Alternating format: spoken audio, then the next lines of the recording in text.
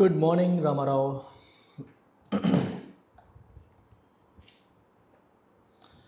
Very good morning. UPSC and bank aspirants కోసం మనం అందిస్తున్న కోర్సెస్ ఇక్కడ కనిపిస్తున్నాయి. ఇంట్రెస్ట్ ఉన్న వాళ్ళు ఎన్రోల్ అవ్వచ్చు. ఇక్కడ కనిపిస్తున్న నెంబర్కి మీరు కాంటాక్ట్ చేయొచ్చు. సో ఏపీఎస్సీ, టీజీపీఎస్సీ ఆస్పిరెంట్స్కి కూడా మన దగ్గర కోర్సెస్ ఉన్నాయి. Group 1 as well as group 2 వాళ్ళు కూడా ఇక్కడ కనిపిస్తున్న నెంబర్కి కాంటాక్ట్ చేసి మీరు వివరాలు తెలుసుకోవచ్చు. సో ఇవాళ ఎడిటోరియల్ వచ్చేసి మనకి టైటిల్ ప్రాక్టీసింగ్ కంపాషన్. సో ఈ టైటిల్ యొక్క మీనింగ్ ఏంటి?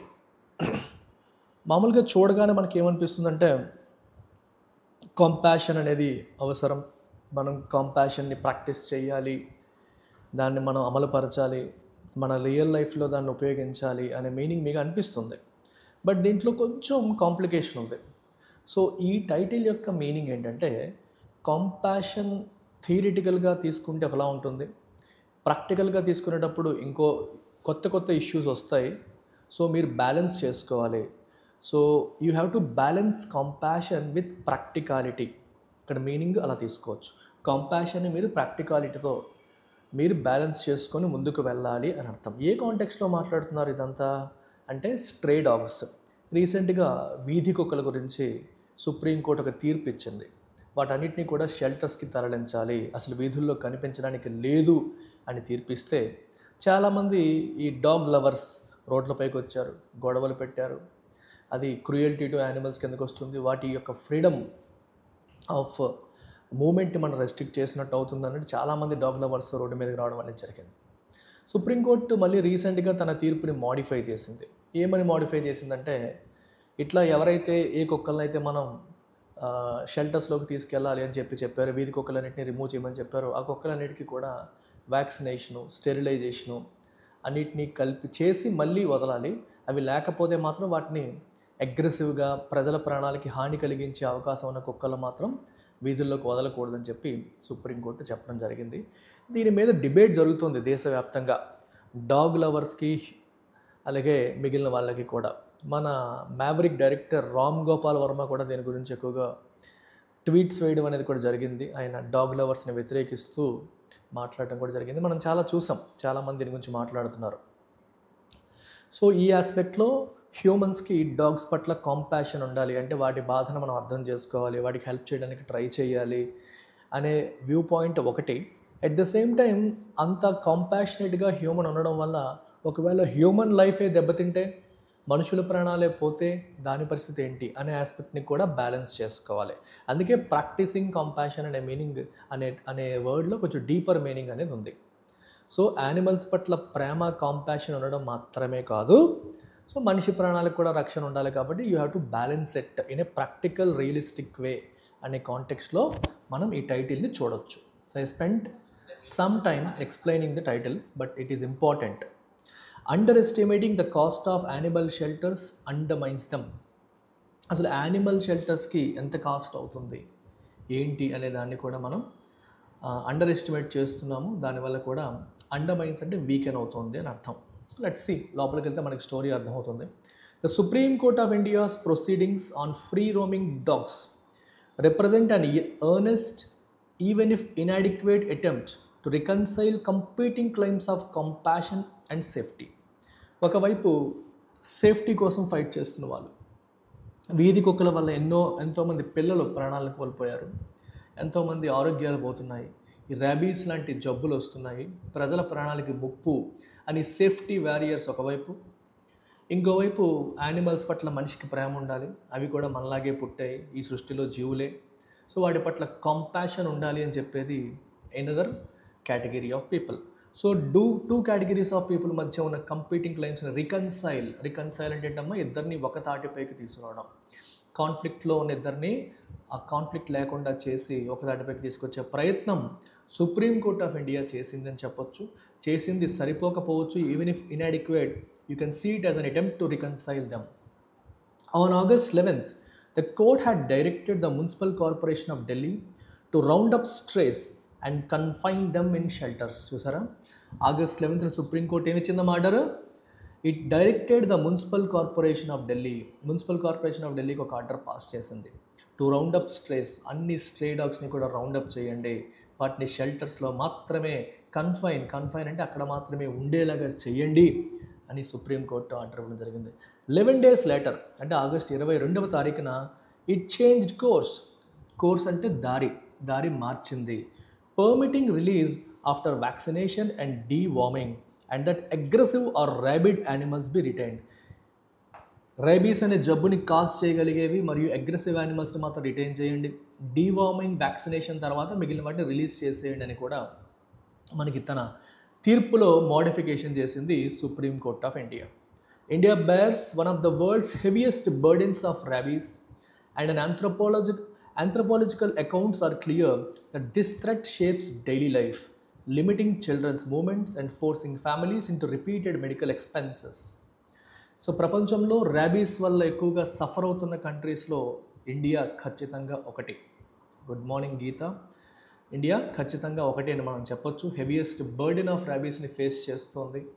అండ్ ఆంథ్రోపాలజికల్ అకౌంట్స్ అంటే అర్థం ఏంటమ్మా అంటే హ్యూమన్ మేడ్ అని, ఆంథ్రోపాలజికల్ అంటే అర్థం ఏంటమ్మా హ్యూమన్ నుంచి వచ్చినవి అని అర్థం అనమాట. అకౌంట్స్ అంటే వాళ్ళ వెర్షన్స్ మనం వింటే మనకి ఏమర్థమవుతుందంటే ఈ థ్రెట్ అనేది మన డైలీ లైఫ్లో కామన్. మనకి చాలా ఏరియాస్లో బయటికి వెళ్ళాలంటే ప్రజలు భయపడే పరిస్థితులు ఉంటాయి. ఎందువల్లంటే వీధి కుక్కల వీరంగం. సో వాటి వల్ల ఎక్కడ కరిచేస్తుందో ఏమవుతుందన్న భయంగా ప్రజలు బతకడానికి కూడా మనం చూస్తున్నాం. చిల్డ్రన్ యొక్క మూమెంట్ని అది లిమిట్ చేస్తుంది.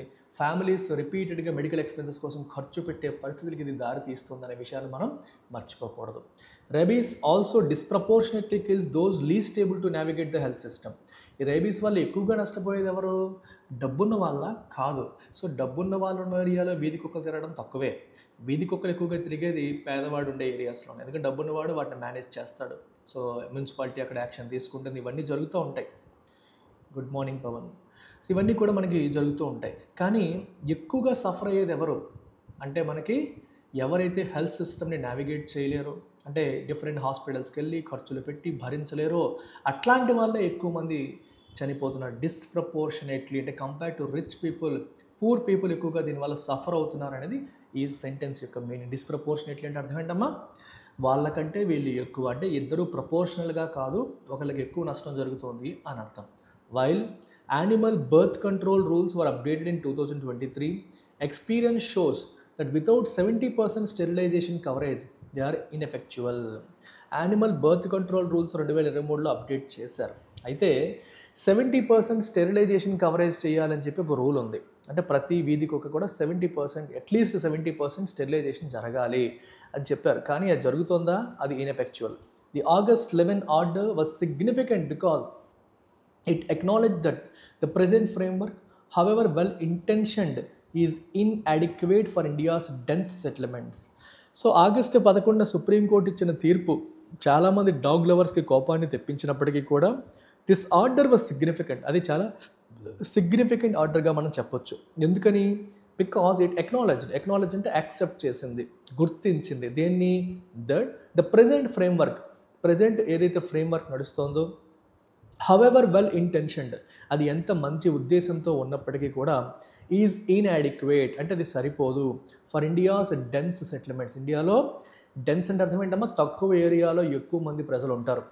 అట్లాంటప్పుడు సో ప్రజెంట్ ఉన్న ఫ్రేమ్వర్క్ ప్రజలకి సేఫ్టీని ఎన్ష్యూర్ చేయడంలో ఇన్యాడిక్వేట్ అనే విషయాన్ని సుప్రీంకోర్టు ఆగస్ట్ 11th ఆర్డర్ మనకి సిగ్నిఫై చేస్తోంది, చెప్తోంది అని అర్థం. Objections that shelters will be overcrowded and disease ridden and that permanent impoundment will precipitate an ecological imbalance confront the same issues that undermine the rules. So objections ఏంటి? That shelters will be overcrowded. So బేసికల్గా ఇప్పుడు మీరు అన్నిటినీ షెల్టర్స్లోకి move చేయమని చెప్తున్నారు. So ఇలా మీరు అన్నిటినీ షెల్టర్లోకి మూవ్ చేస్తే షెల్టర్స్ అనేవి ఓవర్ క్రౌడ్ అయిపోతాయి అనేది ఒక అబ్జెక్షన్. మన దగ్గర ఉన్న షెల్టర్స్ ఇన్యాడిక్వేట్, సో కుక్కలతో నిండిపోతాయి అనేది ఒకటి.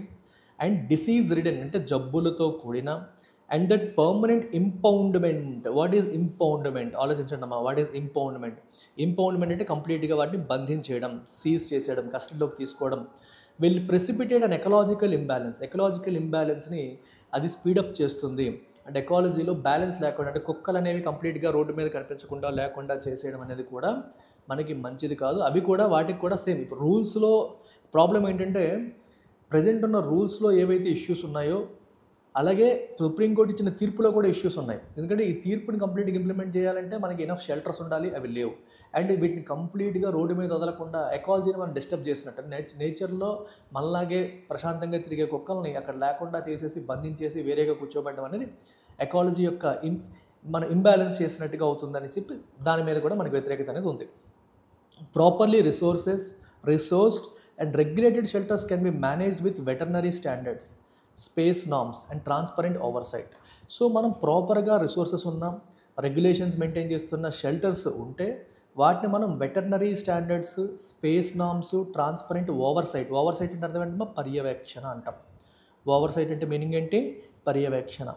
సో ఆ పర్యవేక్షణతో అలాగే వెటర్నరీ స్టాండర్డ్స్ మెయింటైన్ చేస్తూ, స్పేస్ నార్మ్స్ అంటే కుక్కకి ఎంత స్పేస్ ఉండాలనేది వాటిని కూడా మెయింటైన్ చేసుకుంటూ చేస్తే మనకి బాగుంటుంది. India already maintains similar institutions for cattle on a large scale. క్యాటిల్కి మనం ఎలాంటి ఇన్స్టిట్యూషన్స్ రన్ చేస్తున్నాం, క్యాటిల్ షెల్టర్స్ మన దగ్గర ఉన్నాయి. But if canine facilities are in squalor which may have motivated the court to change course, it will be due to the same administrative neglect and policy fragmentation between states that have kept sterilization coverage from crossing 70% in any major city, and which have been keeping alive fears of other species migrating into ecological niches dogs once occupied. చూసారా ఎలా రాశారు ఇక్కడ? ఈ sentence చాలా పెద్ద sentence. ఇప్పుడు దీన్ని జాగ్రత్తగా అర్థం చేసుకోండి. ఫస్ట్ అక్కడ ఏం రాశారమ్మా? కెనైన్ ఫెసిలిటీస్ అన్నారు. కెనైన్ అంటే అర్థం ఏంటి? రిలేటెడ్ టు డాగ్ అని అర్థం. కెనైన్ అంటే మీనింగ్ ఏంటి అక్కడ? కుక్కకు సంబంధించిన. So related to dog. Okay, dog ఫ్యామిలీస్కి చెందిన వాటిని మనం కెనైన్ అని చెప్పి అంటాం. సో మొదటిది వచ్చేసి ఏం చెప్పారమ్మా? Canine facilities are in squalor. Squalor అంటే అర్థం ఏంటి? What is the meaning of squalor? అక్కడ పదం వచ్చింది చూసారా? స్క్వాలర్ అంటే it is in neglect, it is dirty, unpleasant అని అర్థం. సో కుక్కల కోసం ఉన్న షెల్టర్స్ చాలా డర్టీగా ఉన్నాయి, అన్ప్లెజెంట్గా ఉన్నాయి అనే పాయింట్ ఇక్కడ మాట్లాడుతున్నారు. సో అవన్నీ అలా ఉన్నాయి కాబట్టే probably that may have motivated the court to change course. So మొదట సుప్రీంకోర్టు ఏం చెప్పిందంటే వీళ్ళందరినీ ఈ కుక్కలన్నింటినీ షెల్టర్స్కి మూవ్ చేయమని చెప్పిన అదే కోర్టు మళ్ళీ తన వెర్షన్ ఎందుకు మార్చుకుందంటే ప్రాబబ్లీ మన దగ్గర కుక్కల కోసం ఉన్న షెల్టర్స్ అంత బాలేవు, అవి అంత సరిగ్గా లేవు అని భావించడం వల్లనే మనం చెప్పొచ్చు. కుక్కల కోసం ఏదైతే షెల్టర్స్ మెయింటైన్ చేస్తున్నామో they are in squalor, they are unpleasant, they are dirty అని భావించి సుప్రీంకోర్టు తన తీర్పుని మోడిఫై చేసిందని మనం చెప్పొచ్చు. అయితే it will be due to the same administrative neglect and policy fragmentation. అయితే ఎందువల్ల ఇదంతా జరిగింది? సేమ్ అడ్మినిస్ట్రేటివ్ నెగ్లెక్ట్, అడ్మినిస్ట్రేషన్ నుంచి వస్తున్న neglect and policy fragmentation between states. అంటే పాలసీస్ అనేవి కూడా అన్ని చోట్ల ఒకేలా ఉన్నాయంటే లేవు. సో పాలసీలో మనకి ఫ్రాగ్మెంటేషన్ ఉంది, అంటే యూనిఫార్మిటీ లేదు. యూనిఫార్మిటీ అనేది లేదు. We can see some fragmentation within this policy అని కూడా మనం చెప్పొచ్చు. Okay, within this policy అనే విషయం కూడా మనం చెప్పచ్చు. కొన్ని టర్మ్స్ మీకు చాలా వచ్చాయేమో, కొన్ని మెడికల్ టర్మ్స్ కూడా వచ్చాయి. స్టెరిలైజేషన్ అని, డీవార్మింగ్ అని, ఈ పదాలు నేను ఎక్స్ప్లెయిన్ చేయలేదు. యాక్చువల్గా మీకు తెలుసు అనే ఉద్దేశంతో నేను ముందుకు వెళ్ళిపోయాను. చెప్పమంటే అవి కూడా చెప్తాను. బట్ ఇక్కడ మీరు ఫ్రాగ్మెంటేషన్, పాలసీ ఫ్రాగ్మెంటేషన్ అంటే అర్థం ఏంటమ్మా? అన్ని స్టేట్స్లో కూడా ఒకే రకంగా పాలసీస్ అనేవి లేవు. దే ఆర్ స్కాటర్డ్, ఒక్కో చోట ఒక్కోలాగా ఇన్కన్సిస్టెంట్గా, పూర్ కోఆర్డినేషన్తో ఉన్నాయి అనే మీనింగ్ మనకి అక్కడ వస్తుంది. that have kept sterilization coverage from crossing 70% in any major city. Sterilisation coverage 70% దాటి ఉండాలని చెప్తే అసలు ఏ సిటీలో కూడా ఏ ఒక్క సిటీలో కూడా స్టెరిలైజేషన్ 70% దాటలేదు. ఎందుకంటే ఎక్కడ కూడా ఈ పాలసీలు, ఈ పద్ధతులు అనేవి సరిగ్గా లేవు అని అర్థం. అయితే మీరు స్టెరిలైజేషన్ అంటే అర్థం ఏంటి? ఇందాక చెప్తున్నారు కదా సార్ అంటే, ఎస్, స్టెరిలైజేషన్ అంటే మీనింగ్ ఏంటంటే ఆ పర్టిక్యులర్ ఆబ్జెక్ట్ లేదా ఆ పర్టిక్యులర్ జంతువు ఏదైతే ఉందో దాంట్లో ఎటువంటి microorganisms, bacteria, virus, fungi, spores లేకుండా చేయడం. అంటే దాన్ని ఒక రకంగా వైరస్ ఫ్రీగా, బ్యాక్టీరియా ఫ్రీగా, ఫంగస్ ఫ్రీగా మార్చడానికి మనం స్టెరిలైజేషన్ అంటాం. అంటే దానికి జబ్బులు అవి లేకుండా చేయడం. ఇప్పుడు మనకి ఏదైనా సరే స్టెరిలైజేషన్ చేయాలి అంటారు. అంటే బాగా వేడి నీటిలో వేడి చేయడం కావచ్చు, లేకపోతే ఒక లైట్ అల్ట్రావైలెట్ రేస్ లాంటివి పంపించి hydrogen peroxide, alcohol, ethylene oxide ఇట్లాంటి కెమికల్స్ని యూజ్ చేసి కూడా స్టెరిలైజేషన్ అనేది చేస్తారు. వీటి ద్వారా ఆ మైక్రో ఆర్గానిజమ్స్ అన్ని చచ్చిపోతాయి అన్నమాట. సో అట్లాంటి దాన్ని మనం స్టెరిలైజేషన్ అంటాం. ఇందాక ఇంకొక పదం కూడా చూసారు, డీవార్మింగ్ అనే పదం చూసాం. డీవార్మింగ్ అంటే అర్థం ఏంటమ్మా? సిమిలర్ వర్డ్ ఇది కూడా.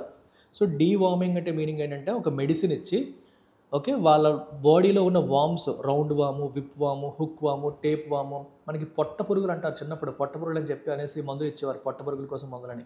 అలాంటి వామ్స్ అన్నింటినీ కూడా చంపడాన్ని మనం డీవార్మింగ్ అని చెప్పి అంటాం. సో ఇలాంటివి చేయడం ద్వారా దాన్ని మళ్ళీ హెల్తీగా చేసే ప్రక్రియ, దాంట్లో డిసీజెస్ని తగ్గించే ప్రక్రియ అనమాట. And which have been keeping alive.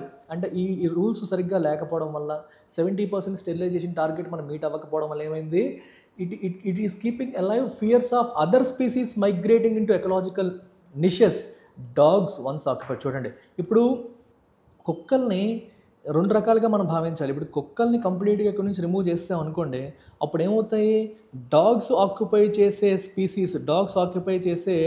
Spaces, ecological నిషెస్ అనే పదాన్ని వాడారు. సో ఎకలాజికల్ నిషెస్ అంటే అర్థం ఏంటి? ఇలాంటి టర్మ్స్ చాలా ఇంపార్టెంట్ అమ్మ. ఇలాంటి టర్మ్స్ మనకి చాలా ఇంపార్టెంట్. ఇక్కడ ఎకలాజికల్ నిష్ అంటే అర్థం ఏంటంటే role and position a species has in its ecosystem. అంటే మనకి ఈ ఓవరాల్ ఎకోసిస్టంలో కుక్కలు ఎటువంటి రోల్ ప్లే చేసేవో, ఎటువంటి ప్లేస్లో ఉండేవో, ఎటువంటి రోల్ ప్లే చేసేవో ఆ రోల్లోకి, ఆ ప్లేస్లోకి వేరే స్పీసీస్ మైగ్రేట్ అయ్యే అవకాశం ఉంటుంది. అంటే కుక్కల కన్నా డేంజరస్ స్పీసీస్ వచ్చేసే ఛాన్సెస్ కూడా ఉంటాయి. అది కూడా మనం మర్చిపోకూడదు. సో ఎకలాజికల్ స్పీసీస్ అంటే అర్థం ఏంటమ్మా? ఎకలాజికల్ స్పీసీస్ కదా, ఎకలాజికల్ నిషెస్ అంటే అర్థం ఏంటి? ఒకప్పుడు కుక్కలు ఎటువంటి రోలు, ఇప్పుడు కూడా ఎటువంటి రోలు మనకి సొసైటీలో ప్లే చేస్తున్నాయో ఆ స్పేస్లోకి, ఆ రోల్లోకి వేరే స్పీసీస్ ఎంటర్ అయిపోయే అవకాశం అనేది ఉంటుంది అనేది కూడా ఒక చిన్న భయానికి సంబంధించిన అంశం, భయపడే అంశం అని చెప్పొచ్చు. Street dogs are woven into India's urban fabric, even offering companionship to the homeless. So street dogs మన అర్బన్ ఇండియాలో అది కంప్లీట్గా ఓవెన్ ఇంటూ అంటే కలిసిపోయింది అని అర్థం. కుక్కలు అనేవి మనిషి జీవితంలో, మనిషి లైఫ్లో అవి భాగం అయిపోయాయి. ఇన్ఫ్యాక్ట్ అవి ఒక రకంగా మీరు చెప్పాలంటే హోమ్లెస్, చాలామంది ఈ ఇల్లు లేని వాళ్ళకి కుక్కలు వాటికి కాంపానియన్స్ అని కూడా మనం చెప్పచ్చు. అంటే వాడికి ఒక కాంపానియన్షిప్, వాడికి తోడులాగా, మనకంటూ ఒక ఇల్లు లేని వాడికి ఒక తోడు లాగా కూడా కుక్కని మనం చూస్తున్నాం. Such perspectives deserve A place in cultural discourse but cannot override the human right to access public spaces without fear of injury. Yes, functional role occupied by an organism in environment. Correct amma. So ఇక్కడ ఏం చెప్తున్నామా, such perspectives deserve a place in cultural discourse. Yes, కరెక్టే, కుక్కలు కూడా మన లైఫ్లో భాగం అయిపోయాయి. కుక్క లేకుండా మనిషి జీవితం నడవదు. కుక్కకి మనిషికి ఉన్న జీవితం, ఈ రిలేషన్షిప్ అనేది ఎప్పటి నుంచో ఉంది. It is part of our culture అని కూడా మనం చెప్పొచ్చు, చెప్పకూడదని కాదు. అయితే గుర్తుపెట్టుకోవాల్సిన విషయం ఏంటి, it cannot override the human right to access public spaces without a fear of injury. అసలు నాకు ఎటువంటి ప్రాబ్లం రాదు, నాకు ఎటువంటి ఇంజురీ అవ్వదు, నా హెల్త్కి ఎటువంటి డ్యామేజ్ అవ్వదు అనే ధైర్యంతో నేను పబ్లిక్ ప్లేస్కి వెళ్ళలేని పరిస్థితి వస్తే how do you manage that? So ఇక్కడ రెండు ఆస్పెక్ట్స్, కల్చర్ వర్సెస్ సేఫ్టీ. ఇందాక చెప్పినట్టు కాంపాషన్ వర్సెస్ సేఫ్టీ. కుక్కల మీద మనకి ప్రేమ ఉండడం ఎంత మంచిదో, ఎంత ఇంపార్టెంటో, అలాగే సేఫ్టీ పట్ల మనకి బాధ్యత ఉండడం కూడా అంతే ఇంపార్టెంట్. హ్యూమన్ సేఫ్టీని నెగ్లెక్ట్ చేసి నువ్వు కుక్కల కోసం అనే ఫైట్ చేయలేవు అనే పాయింట్ ఇక్కడ తెలుస్తుంది. సో రెండింటిని బ్యాలెన్స్ చేయాలనేది major issue. Compassion is not annulled if dogs are removed from public roads. They must still be compassionately rehomed, sheltered and when incurably aggressive or ill euthanised humanely. ఇక్కడ చూడండి, గమనించండి, compassion is not annulled. Annul అంటే అర్థం ఏంటి? Cancel. అంటే కుక్కల్ని మనం public రోడ్స్లోంచి తీసేసాము అంటే అక్కడ కాంపాషన్ లేదు అని కాదు. సరే, ఇంతసేపు కాంపాషన్ అనే పదాన్ని వాడాం కదా, ఒక్కసారి సరదాగా కాంపాషన్ అంటే ఏంటనేది మీకు ఒకసారి చెప్తాను. సో కాంపాషన్ చెప్పే ముందు మీకు ఇంకో 2 పదాలు చెప్పాలి. సో 2 పదాలు, 3 పదాలు మనం మాట్లాడుకుందాం. ఇది చాలా సందర్భాల్లో నేను క్లాసెస్లో చెప్పాను, ఎడిటోరియల్స్లో ఇంతకుముందు last year before last year చెప్పుంటా. So understand these 3 words. I want you to understand these 3 words: sympathy, empathy and compassion. So before understanding compassion, I want you guys to understand sympathy and empathy. So sympathy అంటే అర్థం ఏంటి? ఒక వ్యక్తి ఇంకొక వ్యక్తి పడుతున్న కష్టాలని, కన్నీళ్ళని చూసి జాలి పడ్డం. Okay, so feeling for him, తనని చూసి కైండ్ ఆఫ్ జాలి పడ్డాన్ని మనం సింపతి అంటాం. అయ్యో పాపం వాడు ఎన్ని కష్టాలు పడుతున్నాడో చూడండి పాపం అనుకోవడం మనకి సింపతి. ఎంపతి వచ్చేసరికి ఒక step extra. So empathy is like putting one self in others shoes. అంటే అర్థం ఏంటి? మనం వాళ్ళ ప్లేస్లో ఉండి ఊహించడం. అయ్యో అంటే నువ్వు దూరం నుంచి చూసి జాలిపడ్డం కాదు, వాళ్ళ ప్లేస్లో నువ్వుంటే ఎలా ఉంటుందో అన్నంతగా ఊహించడాన్ని మనం ఎంపతి అంటాం. So if you are empathising with someone, that means you are imagining yourself in their shoes, you are imagining yourself in their place. వాళ్ళ ప్లేస్లో మిమ్మల్ని మీరు పెట్టుకొని మీరు అర్థం చేసుకోవడం. సో వాళ్ళకి ఎంత పెయిన్ ఉంది అని అర్థం చేసుకోవడం, that is empathy. Compassion is empathy plus desire to help. Compassion అనేది ఎంపతి కన్నా ఒక స్టెప్ ఎక్కువ. అంటే వాళ్ళ పొజిషన్లో మనల్ని మనం పెట్టుకొని ఆలోచించి వాళ్ళ పెయిన్ని అర్థం చేసుకోవడం మాత్రమే కాదు, వాళ్ళ లైఫ్ని చేంజ్ చేయడానికి desire and you can say action. వాళ్ళ యొక్క పెయిన్ని దూరం చేయడానికి మీ వంతు ప్రయత్నం మీరు చేయడానికి, మీ వంతు ప్రయత్నం, అటెంప్ట్ ఆర్ ఎఫర్ట్, ఏ పదాన్ని మీరు వాడచ్చు. ఓకే, వాళ్ళ పెయిన్ని మీరు దూరం చేయడానికి మీ వంతు ప్రయత్నం మీరు చేయడాన్ని కాంపాషన్ అంటాం. సింపుల్ ఎగ్జాంపుల్ చెప్పాలంటే, నువ్వు రోడ్డు మీద వెళ్తూ ఉన్నావు, ఒక ముష్టివాడు లేకపోతే ఒక బెగ్గరు అక్కడ ప్లాట్ఫామ్ మీద చలికి వణుకుతూ గజగజలాడుతున్నాడు. చూసి అయ్యో అనుకున్నావు, అది సింపతి. నువ్వు తన పొజిషన్లో నిన్ను ఊహించుకొని ఒక రాత్రిపూట ఆ చలిలో ఒక దుప్పటి లేకుండా చల్లగాలి వీస్తున్నప్పుడు అలా ఉండడం ఎంత కష్టం అన్నట్టుగా ఊహించుకొని నువ్వు ఇమాజిన్ చేయడాన్ని మనం ఎంపతి అంటాం. అంటే you imagine your self in their shoes. అందుకే నేను ఎప్పుడు ఈ ఎగ్జాంపుల్ చెప్తా. ఎంపతి మీకు అర్థం కావాలంటే you have to understand the movie. బెచ్చగాడు movie చూసుంటారు కదా. సో బెచ్చగాడు మూవీలో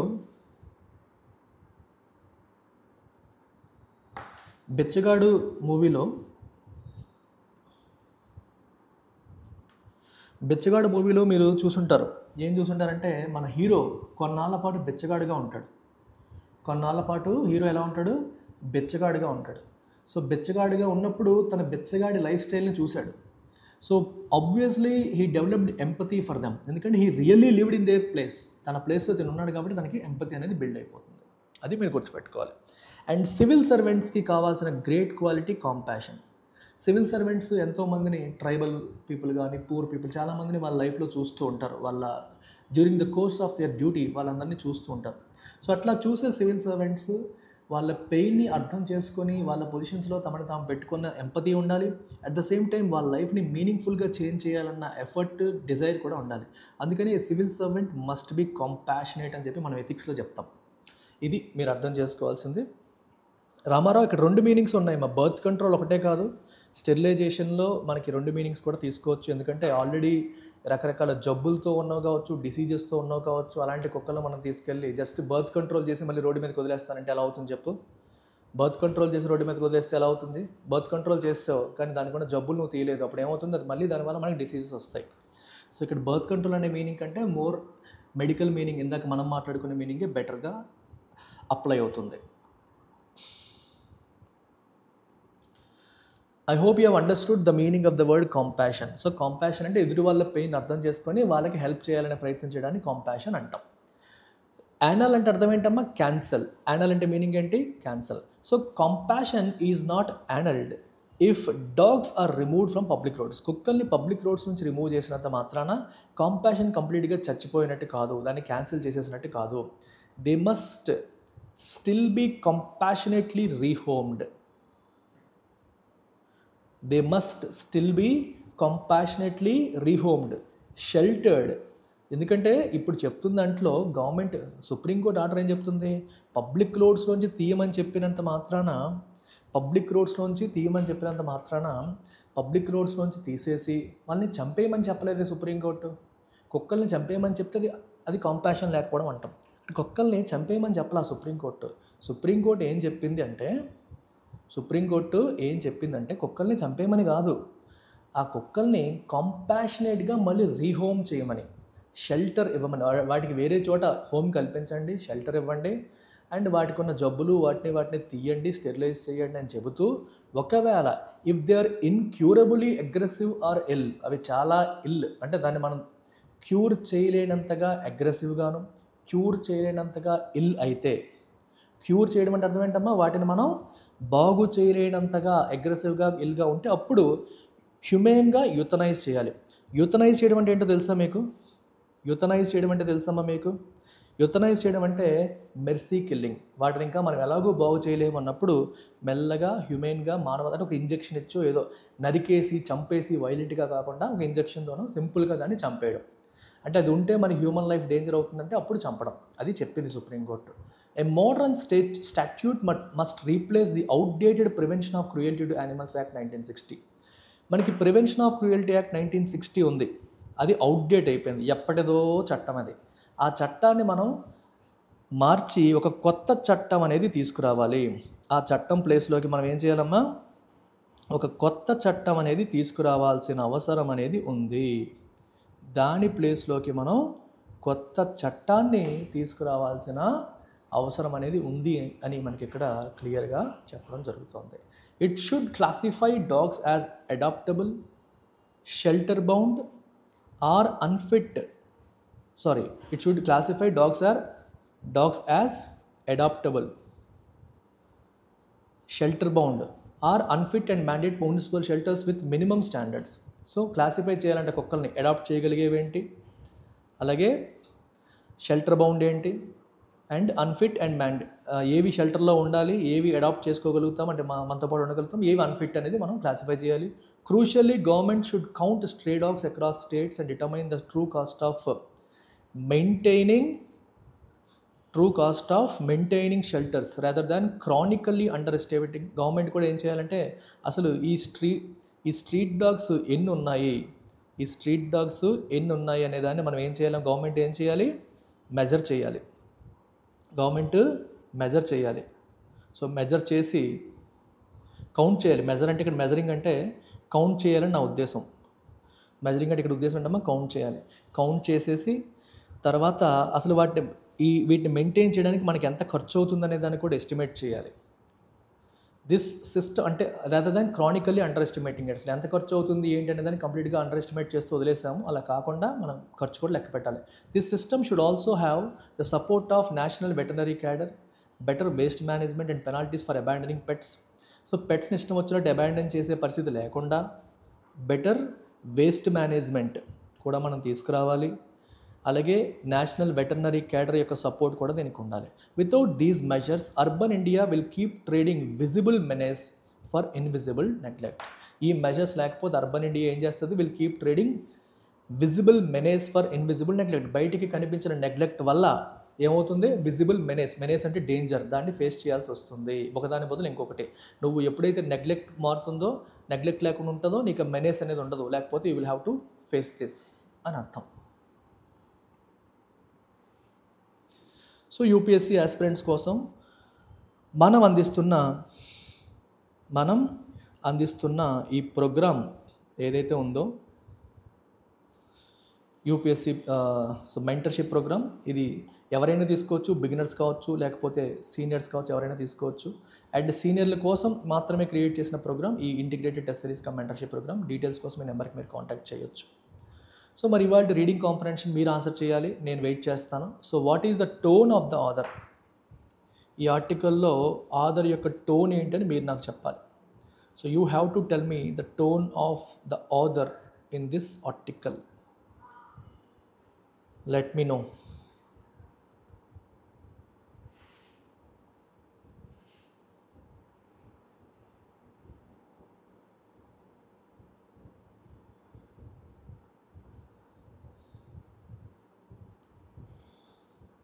ఏం చెప్తాం? హైలీ సెంటిమెంటల్ అండ్ ఎమోషనలా, బ్యాలెన్స్డ్ అండ్ ప్రాగ్మాటిక్గా, క్రిటికల్ అండ్ పెసిమిస్టిక్గా, అగ్రెసివ్ అండ్ అలామిస్టా? What is the answer? So you can say it is balanced and pragmatic. ప్రాక్టికల్గా బ్యాలెన్స్డ్గా ఉంది అని మనం చెప్పొచ్చు. Yes or no? This is more practical as well as balanced. Try the second question.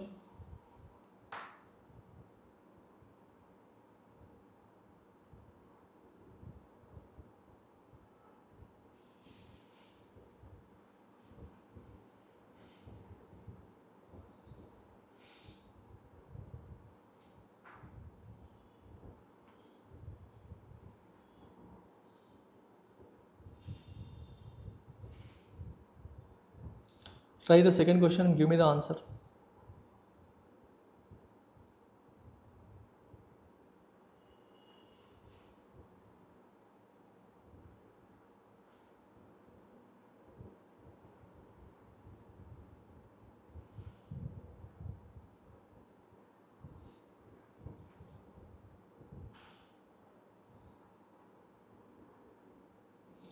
Try the second question and give me the answer. Street dogs are part of Indian culture and must be protected. అవునా? అది చెప్పడమా government article యొక్క ఉద్దేశం? No. Rabies eradication can only be achieved through sterilisation. Rabies eradication ఎలా వస్తుందని చెప్పడం main ఉద్దేశమా? కాదు. India needs a modern well funded framework balancing animal welfare and human safety. Yes, రెండింటిని బ్యాలెన్స్ చేయాలి. Human safety important, at the same time animal welfare కూడా important. రెండింటిని balance చేసే ఒక చట్టాన్ని తీసుకురావాలి అనేది ఇక్కడ ప్రధానమైన point. So answer is C. Inference, try this answer.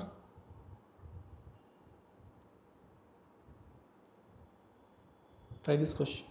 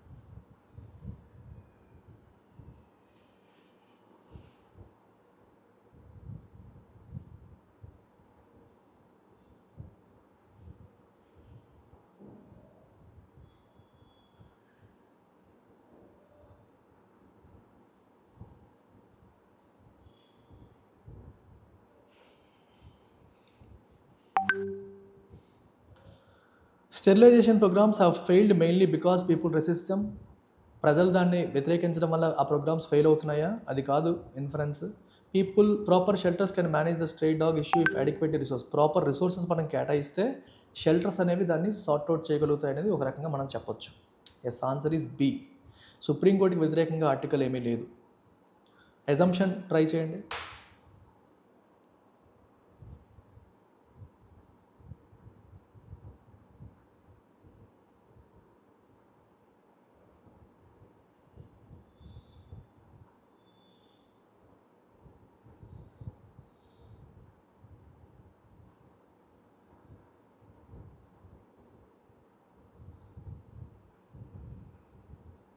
Try assumption question.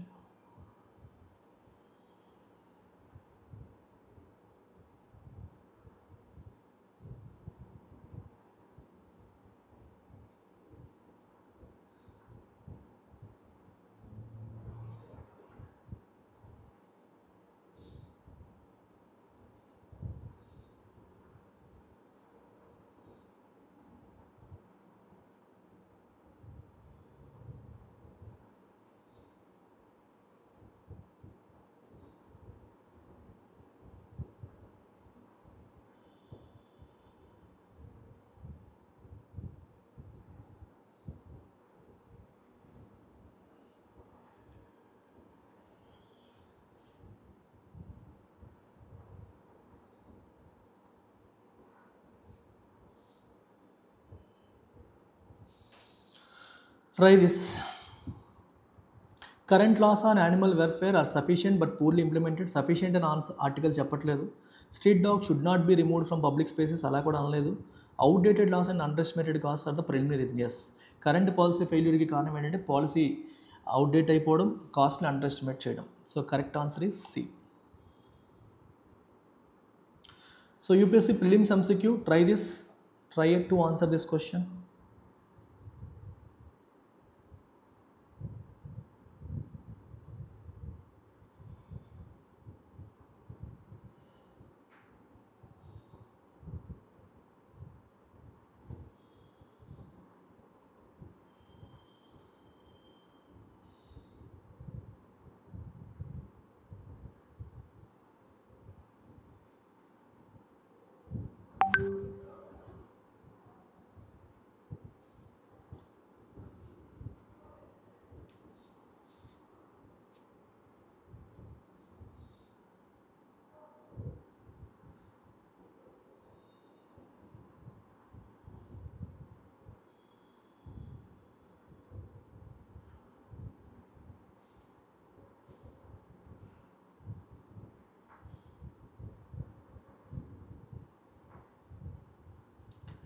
ఏంటమ్ ఆన్సర్ దీనికి? With reference to the issue of stray dogs in India, consider the following statement. The animal birth control rules 2023 mandate at least 70% sterilisation coverage for effectiveness. Correct. The prevention of cruelty to animals act 1960 is the most recent. No, it is outdated. India bears one of the world's heaviest burdens of rabies. Yes, correct. So answer is 1 and 3 only. 1 and 3 is the right answer. So aspirants కోసం, UPSC aspirants కోసం మనం answer writing programme run చేస్తున్నాం, అలాగే test series కూడా run చేస్తున్నాం. Interested students can enrol in to them. And top 5 vocabulary from the article. So మీరు ఒకసారి గమనిస్తే ఇవాళ ఆర్టికల్లో top 5 vocabulary. First the compassion, which means sympathetic concern for the suffering. ఎదుటివాడు బాధపడుతున్నప్పుడు దాన్ని అర్థం చేసుకొని సహాయం చేసే ప్రయత్నం చేయడం. డీపర్ మీనింగ్ ఇక్కడ లేదు. సినోనిమ్స్ ఎంపతి, కైండ్నెస్, మెర్సీ, బెనోవలెన్స్ మీకు అయినప్పటికీ సింపతి, ఎంపతి, కాంపాషన్ ఒకేలాగా ట్రీట్ చేసినప్పటికీ మీకు డీటెయిల్ డిఫరెన్స్ కూడా మీకు చెప్పాను. యాంటమ్స్ క్రూయల్టీ, ఇండిఫరెన్స్, హార్ష్నెస్. క్రూయల్టీ అంటే క్రూరత్వం, ఇండిఫరెన్స్ అంటే పట్టించుకోకపోవడం, హార్ష్నెస్ అంటే మీకు తెలుసు హార్ష్గా, కోపంగా, రఫ్గా ఉండడం, బిహేవ్ చేయడం. యూథనైజ్ అంటే to humanely put an animal to death, అంటే వాళ్ళ సఫరింగ్ని రిలీవ్ చేసి వాళ్ళకి మానవత్వంతో చంపడం, మెర్సీ కిల్లింగ్ అంటాం. So mercy kill, put down, end life humanely. Opposite prolong life, preserve. Fragmentation అంటే ఇక్కడ meaning lack of coordination, different పార్ట్స్గా ఉండడం, ప్రాపర్గా కోఆర్డినేట్ అవ్వకపోవడం. సినోనిమ్స్ డివిజన్, డిసింటిగ్రేషన్, స్ప్లిట్టింగ్, వీటిని సినోనిమ్స్గా తీసుకోవచ్చు. Antonyms unity, integration, consolidation. Unity, integration, consolidation, ఇవి యాంటోనిమ్స్. ఆంథ్రోపోలాజికల్ అంటే అర్థం ఏంటి? Relating to the study of human societies, cultures and their development. Relating to the study of human societies, cultures and their development. So అలాంటి వాటిని మనం ఆంథ్రోపోలాజికల్ అంటాం. అంటే human societies, cultures, development, వీటి యొక్క స్టడీ, వాటి నుంచి వచ్చిన దాని ప్రకారం చెప్పేది anthropological. Synonyms sociological, cultural, ethnological. Antonyms వచ్చేసరికి హిస్టారికల్, నాన్ అంటే కల్చర్తో సంబంధం లేకుండా, హిస్టరీతో సంబంధం లేకుండా అనే మీనింగ్ వస్తుంది. ప్రాగ్మాటిక్ అంటే dealing with problems in realistic, practical way. Pragmatic అంటే ప్రాక్టికల్, థియరిటికల్గా కాకుండా, ఐడియలిస్టిక్గా కాకుండా రియలిస్టిక్గా, ప్రాక్టికల్గా డీల్ చేయడానికి ప్రాగ్మాటిక్ అంటాం. Synonyms realistic, practical, rational, sensible. Antonyms idealistic, impractical, theoretical. Impractical and theoretical అనే మీనింగ్ మనం తీసుకోవచ్చు. ద ప్రపోజల్స్ క్రిటిక్స్ ఆర్గ్యూ, ఇది ఇగ్నోర్ చేయండి, ఇది పాత యూసేజ్. సో ఇలా మీరు వీటి యొక్క వొకాబులరీని మీరు తీసుకోవచ్చు. సో బ్యాంక్ ఆస్పిరెంట్స్ కోసం మనం ఎక్స్క్లూజివ్గా బ్యాంక్ కోర్స్ రన్ చేస్తున్నాం, బ్యాంక్ ఇన్ఫినిటీ పేరుతో. ఇంట్రెస్ట్ ఉన్న వాళ్ళు దీంట్లోకి ఎన్రోల్ అవ్వచ్చు. సో దట్స్ ఇట్ అమ్మా. Take care, by. మళ్ళీ రేపటి క్లాస్లో కలుద్దాము. Take care.